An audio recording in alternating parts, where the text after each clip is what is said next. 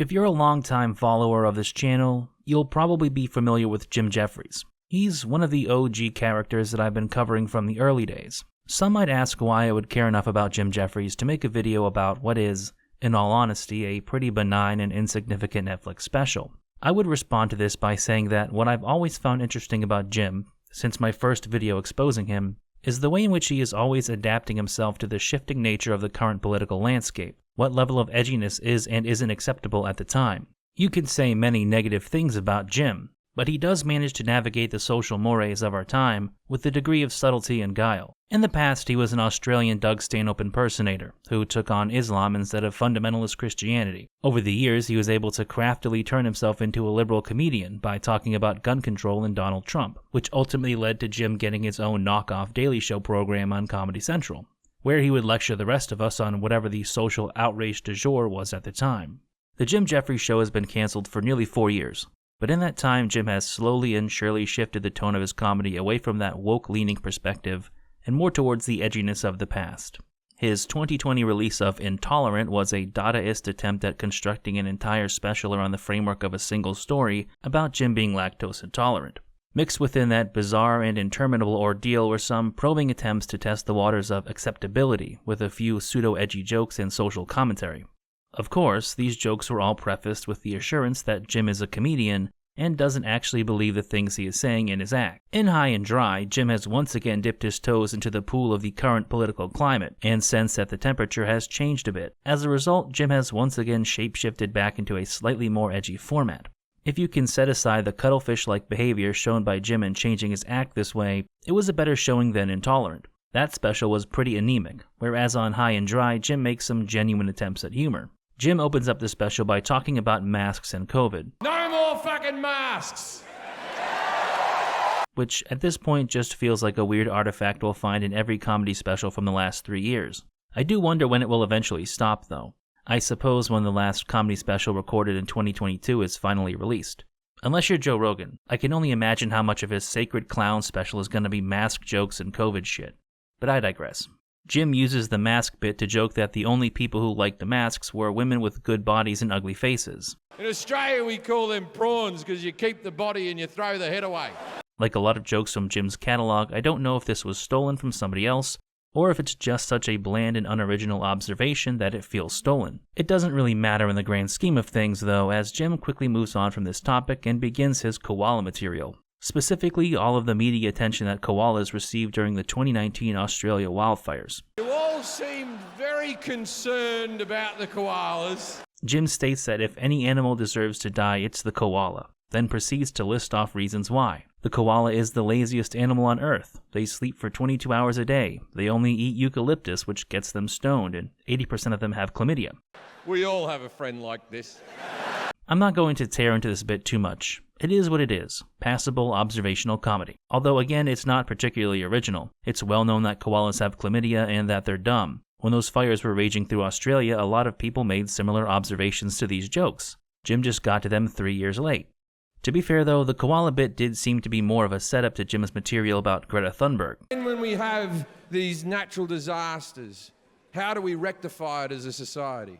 Which is where Jim starts to test the waters of being edgy again. We get a young Swedish girl with a twitchy eye to tell us off. Jim acknowledges that it's triggering for a lot of people when they see him criticize a teenage girl like Greta, which is why he waited until she was 19. Jim then adds that he could fuck Greta Thunberg and he'd have done nothing wrong. And I wouldn't use a condom either, out of respect for her and the environment. Now, I'm not going to make a Georgina Bailey comment about every questionable line in this special, because frankly there'd be a lot of them. But it would seem to me that if you're a guy like Jefferies who has one of those stories in his past, and you've somehow managed to escape the eye of the Me Too movement by pretending to be a feminist, you would try to avoid any jokes that might potentially bring something like that to light. Now, Jim admits that he doesn't really disagree with anything Greta has to say. He just doesn't like how she blames his generation for climate change when it was boomers who caused most of the problems. To illustrate his point, he says that his generation was the one who invented the different colored bins, while the previous generation was too stupid to even put wheels on trash cans. They didn't think to put man's first invention on the bottom of the fucking bin. Jim then segues into a bit about how no one came up with a patent for the suitcase with wheels on it until 1971. Even though we went to the moon in 1969. This actually leads to a pretty good payoff involving Neil Armstrong carrying his suitcases to the Apollo rockets. One day they'll put rockets on bags. Following this bit, Jim says he's going to get into some stories, with the first one being about his friend DJ Qualls coming out as gay. Don't get too excited because you won't be hearing about that for a while. No, first Jim has to assure the audience that he's a big fan of the gay community. He's always been a supporter. Jim loves all the members of the LGBTQ community equally. He loves them all as individual groups, but he does not support them as a collective group because they have nothing in common. Yeah, this material seems a little familiar, which brings us to the trans material.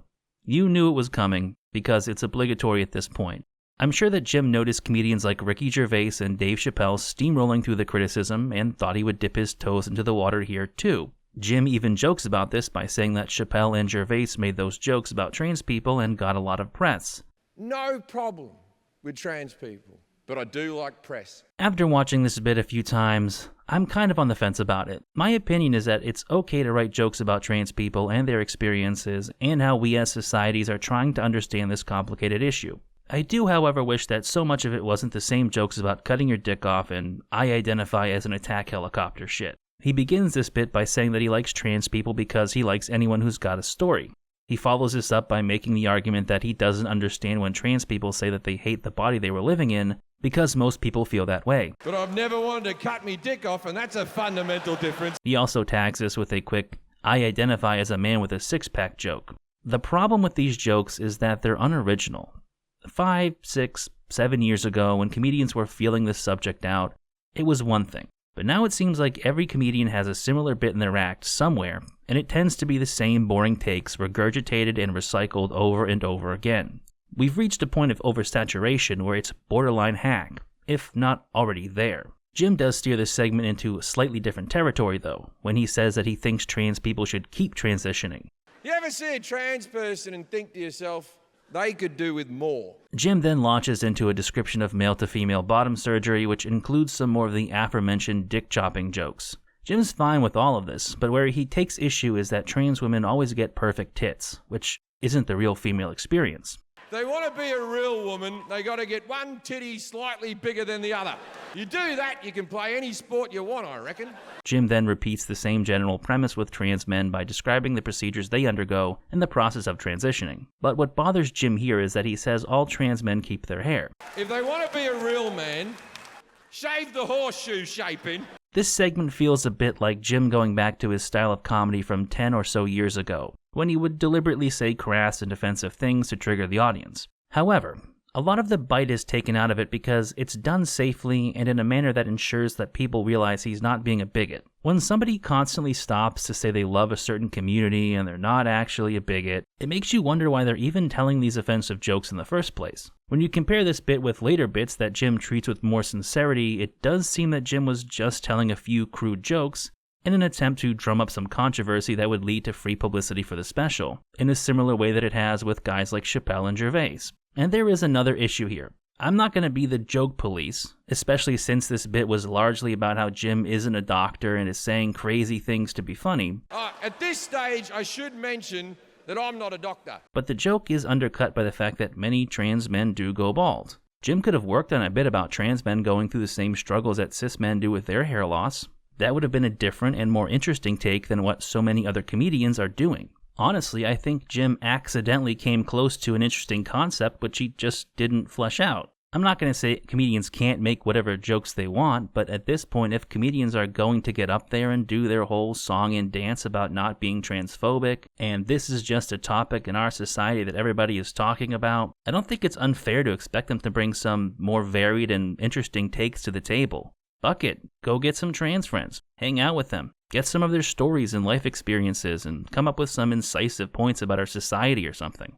I mean, Jim does that later with his bit about DJ Qualls, which feels sincere. It's not done flippantly and to stir up controversy like this bit was. I know I went on a rant there, and I'm sure some of you will accuse me of overanalyzing comedy, but I felt this bit was at best lazy, and at worst a thinly veiled attempt to stir up some controversy, so I had to give my opinion on that.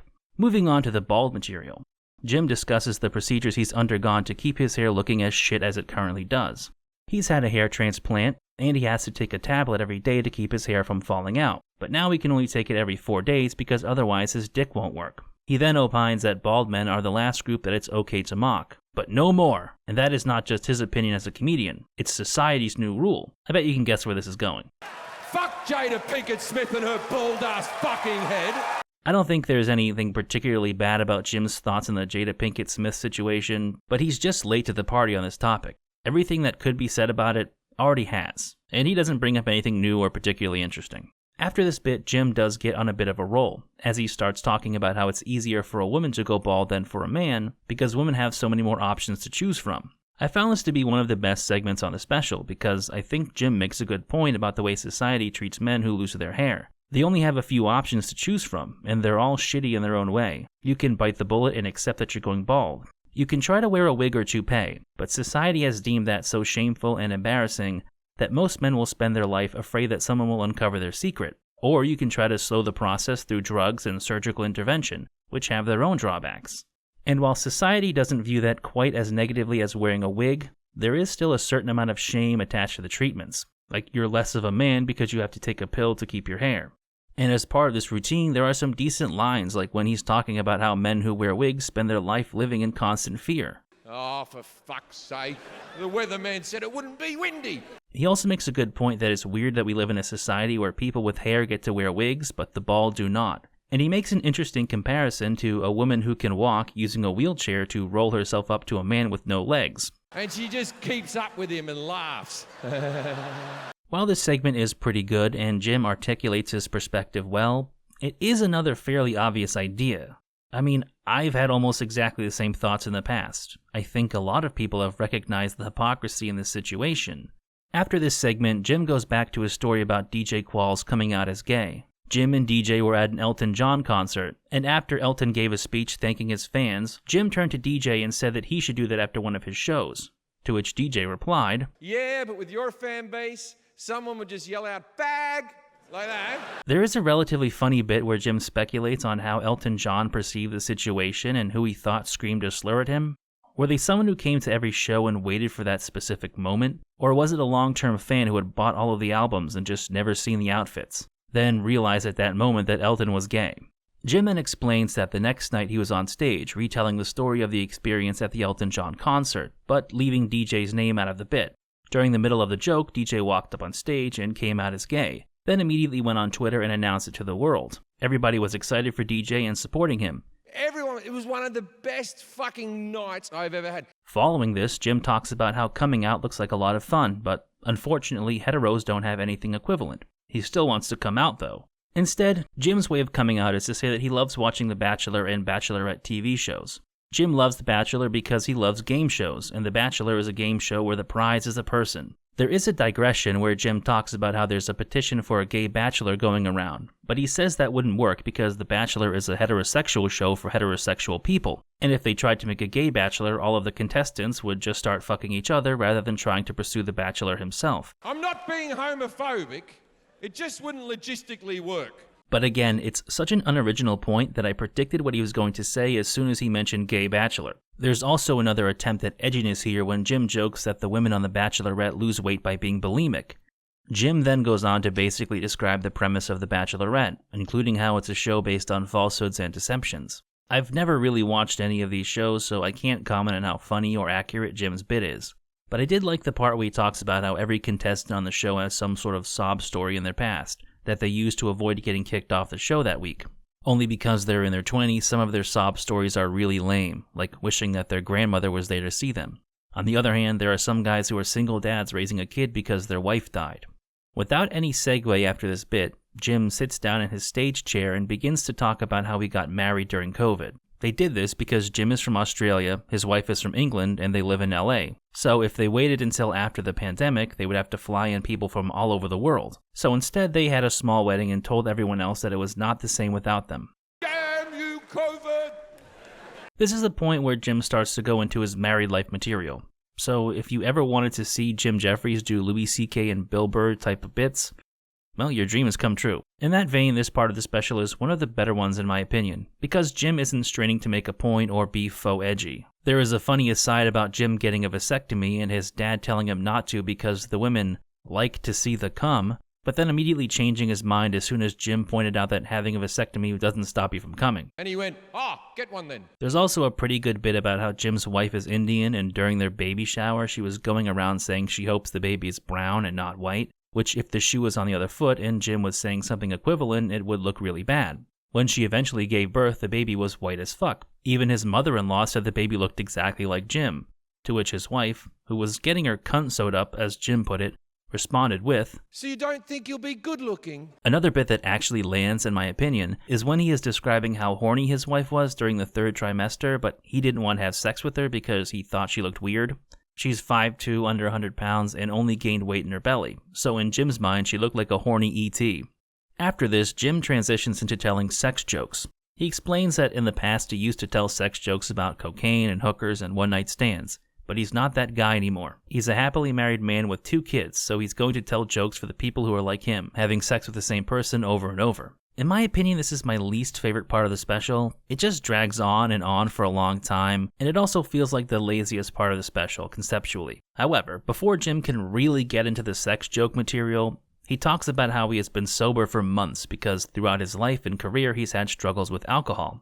Recently, something came into Jim's life that he rejected for a long time, and he frames it as if he's going to say that he finally found religion. In reality, he just started smoking weed. "I don't drink no more. I'm high and dry, baby." He actually said the title in the special. Isn't that hilarious? Also, we get a callback to the koala joke because Jim is stoned every day, just like a koala. "I'm a fucking koala, man." When Jim finally gets back around to talking about his sex jokes, he says that all people in committed relationships have their core 4 sexual positions, with 2 being the same for everyone, man on top and woman on top. Every so often, couples will venture out of their core 4 and either bring something back into rotation or try something new. Jim uses reverse cowgirl as an example of one of those positions that couples bring out a few times a year only to realize it's stupid. He then brings up 69ing, which is kind of interesting because there is another very famous comic who has a 69ing bit, Tom Segura. I think that 69ing is overrated and it sucks. Now, I should say that Jim's bit is different enough from Tom's bit to make it debatable whether he actually stole anything. It's longer and he takes it in a few different directions, like saying 69ing is stupid because he's 6 feet tall and he has to have a woman who's at least 5'5", otherwise the position won't work. He also points out that nobody has ever done their best work in the 69 position. "And then because I'm doing such a good job, she's lost all focus. She has a cock in her mouth with 0 fucking passion." Where I think it becomes a bit questionable is when Jim starts talking about 69ing with the man on top, and how disgusting it is, which if you're familiar with Tom's joke is kind of the main point. "This is so horrendous looking that you can't search for it in Pornhub." I don't think there's a more horrific picture I can paint. Jim goes on to describe a situation where he and his wife ended up in the position by accident. And there's another part where it verges on being similar to Tom's joke, because he talks about how his wife was suffocating underneath him. "And the breathing became very laboured." You can hear the fight to live underneath you. He says that if you're ever with a woman who asks to be in this position, you should get some really strong consent, like having her sign a contract and get it notarized. Make sure she knows what she's in for, because once you're in that position, there's no going back. Again, it's kind of similar to Tom's bit, and he says that unless your safe word is to start gagging, there's no getting out of that position. If you do it on a soft inner spring mattress, she might stand a chance, but if you do it on a memory foam mattress, you might kill a bitch. I don't know if there's enough evidence to suggest that Jim stole or reworked the joke from Tom Segura. On the one hand, it's different enough that I can see the case that this really was a matter of parallel thinking. On the other hand, there are a few big similarities, and Tricky Jim does have a track record with this stuff. I'd also argue that Tom is one of the biggest comedians in the world, and surely somebody would have pointed the similarities out to Jim at least once. Finally, Jim gets into his closing bit. He starts by saying that as part of his career, he's been all over the world. He's seen all kinds of cultures, and he knows who the biggest cunts on Earth are. They're the Swedish. He explains that the Swedes were the last country in the free world to give up on eugenics. He says that up until 1974, they were forcibly sterilizing people with disabilities and degenerative diseases. "But if you go there, you can't argue with the results." Then he acts out a scenario in which a woman is giving birth and it's an ugly baby, so the doctor hits the baby in the head and throws it onto the pile of ugly dead babies in the corner. According to Jim, they're such irrational people that even the mother would say, "Oh, it was an ugly baby. Thank you for catching it so early." He ends by saying that there is an urban legend that one of the ugly babies survived. It wasn't hit hard enough, and the other dead babies started to pile up around it, burying it. and the baby that survived was forced to feed in the flesh of the babies from the pile until it escaped. Be free, Greta. Yeah, he basically ended the special with, what's worse than a pile of dead babies, a live one at the bottom that has to eat its way out. I guess he did put a slightly unique spin on it though. Overall, High and Dry was far from the worst special I've ever seen. Not every joke or segment landed for me, but there were sizable stretches that were tolerable. Some were even enjoyable and got a laugh or two out of me. When he wants to be, Jim is a competent joke writer, and an even better storyteller. Most of the special is well paced, and the stories are not boring. At the same time, he does tend to deliver jokes in a way that they are perceived as funny, even if they're a bit lacking in actual humor. I talked about this in my review of Intolerant, but Jim has a tendency to say things with the cadence and inflection of a joke that aren't really funny, or he simply shouts out what is supposed to be the punchline, so the audience thinks, oh, the raunchy Aussie man said something in a funny voice and he swore, so I should laugh. Consequently, there is something that feels highly groomed about his act. For instance, if Jim is truly sober now, why does he still slur his words like he's drunk? Is it another put-on like his over-the-top Bogan accent? It just comes across as pretty weird to me. I would also argue that there is an originality problem. Not in the sense that I think Jim was stealing jokes, although you could explore that possibility if you really wanted to. I mean that Jim's material frequently feels vague and uninspired. As an example, Nick Mullen's half-baked, off-the-cuff thoughts about detransitioners was more interesting than anything Jim brought to the table on this subject. And I could point to a few topics discussed by Jim that Doug Stanhope has a much more thought-provoking and unique take on, such as his bit about his bald spot, or the fact that he regularly comes out as gay. In most cases, Jim is just making fairly obvious and basic observations. They're not objectively bad, and he does have a bit of polish on them, but they are middle-of-the-road ideas that a lot of people have expressed over the years. With High and Dry, Jim largely did what I expected he would do after watching Intolerant. He has continued the slow shift away from politically correct comedy, and is testing the waters of being a bit offensive again. It feels very calculated though. Anytime he's going to say something edgy, he has to give this preamble about how he supports X community or agrees with X idea. It creates the sense that Jim is playing it safe and sitting on the fence. In the past, I have compared Jim Jefferies to Amy Schumer due to their similar career trajectories. They started off by being edgy and offensive, then transitioned slowly over time to being increasingly politically correct, until they reached the point where they were criticizing people for the same behaviors they built their careers upon. This is the point where Jim and Amy diverge, though. Amy is undeniably terrible and hypocritical, but there is something slightly admirable about the fact that she is standing by the principles she has adopted over the years. Jim does not have those same principles. If offensive comedy becomes more acceptable, we'll probably see him go even further in that direction. If it swings back the other way, I don't see Jim resisting the natural course of things. He'll either stay on the fence or become more politically correct again, because what we've seen from Jim over nearly a decade now has been his willingness to follow the current rather than standing up for anything. He waits for other people to forge ahead and then he moves in their wake. With all that said, High and Dry was not bad. Jim never goes out on a limb or expresses any truly radical ideas. It's safe, tolerable, and mildly funny at times. I'd give it something like a 5 or 6 out of 10. Nothing to write home about. Don't drop everything you're doing to watch it, but if you're just looking for something to throw on in the background, it will get the job done. As always, I want to thank you for watching the video, as well as liking, commenting, and subscribing. And a special thank you to my supporters on Patreon, who help make these videos possible. Thank you, Jonas Namenson, Rusty Shackelford, Iron Shamrock, Jackson, Fightback CBD, Mike Roballs, Will Bausch, Aunt Tifa, Lucky Buddha Beer, There Are Rice Flakes in the Beer, Random Candor, Fuzi Eunice, Old Neon, Timothy Lee Peterson, Julius Caesar Has Jungle Fever, Zach Taylor, Firebrand, Quasi, Jack Trey Bowles, Snepsts, I Said No Cops, Paulo Gomez, Alex, Kyle, and Neem.